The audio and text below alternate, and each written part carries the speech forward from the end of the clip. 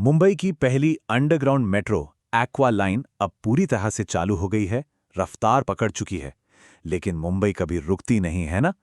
एक प्रोजेक्ट खत्म होता नहीं कि दूसरे की तैयारी शुरू हो जाती है।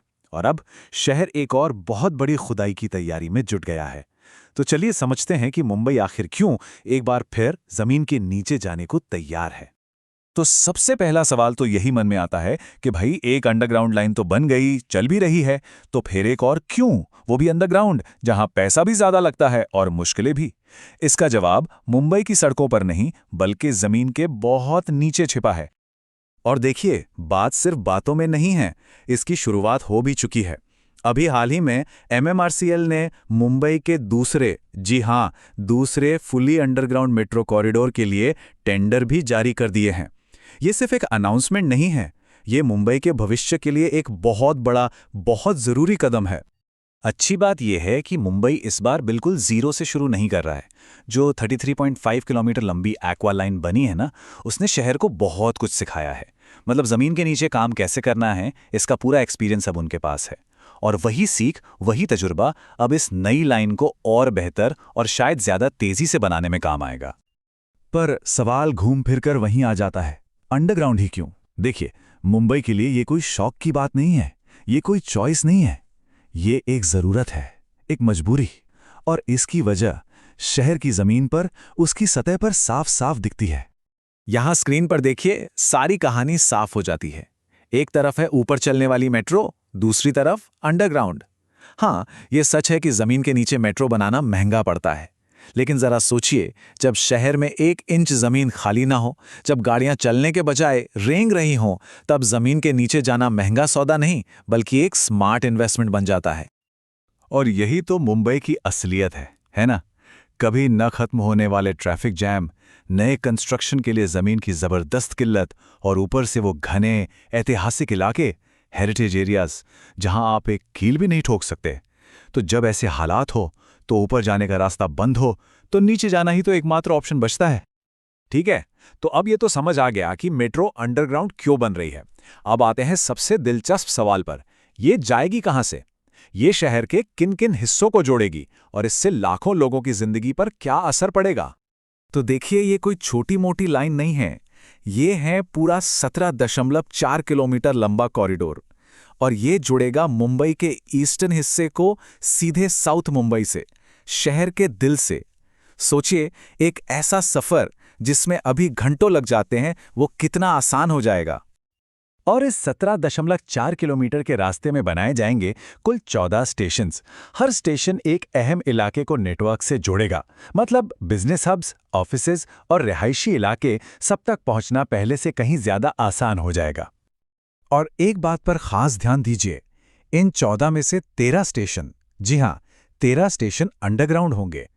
इससे साफ पता चलता है कि इस प्रोजेक्ट का असल मकसद मुंबई की सड़कों का बोझ कम करना है और इसे लेकर वो कितने सीरियस हैं। तो ये लाइन शुरू होगी अनेक डिपो से, और फिर वडाला, भायखला, भिंडी बाजार जैसे बेहद भीड़भाड़ वाले इलाकों से गुजरती हुई ये पहुंचेगी सीधा गेटवे ऑफ इंडिया तक। जरा सोचकर देखिए, इन जगहों के बीच ट्रैवल करना कितना ज्यादा आसान हो जाएगा। लेकिन ये सब सुनने में जितना अच्छा लगता है, करने में उतना ही मुश्किल है। ये सिर्फ एक और मेट्रो लाइन नहीं है, ये मुंबई के इतिहास की शायद सबसे बड़ी इंजीनियरिंग चुनौतियों में से एक होने वाली है। खुद एमएमआरसीएल के एक सीनियर ऑफिसर का कहना है कि ये मुंबई की अब तक की सबसे टेक्निकली चैलेंजिंग मेट्रो लाइन होगी।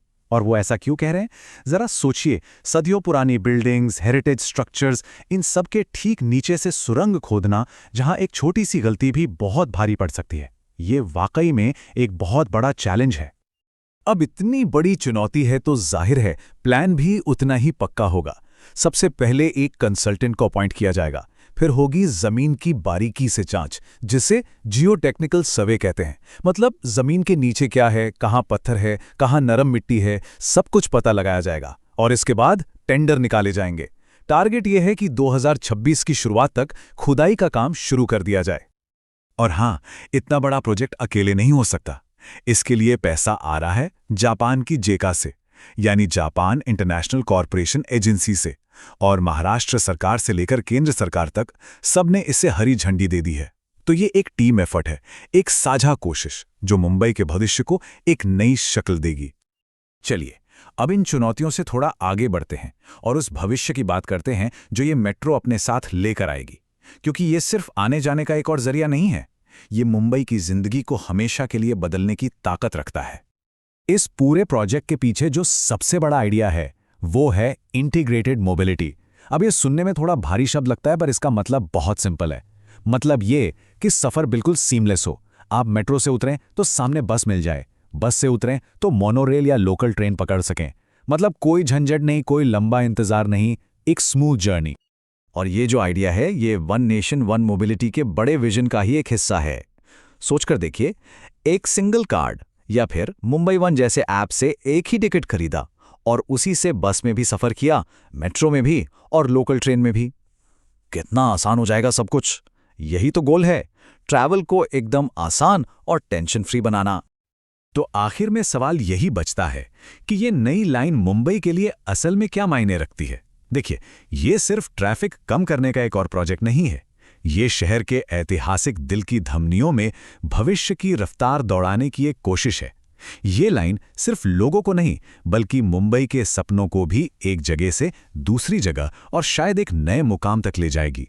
अब देखना यह है कि ये सफर मुंबई को कहां तक ले जाता है।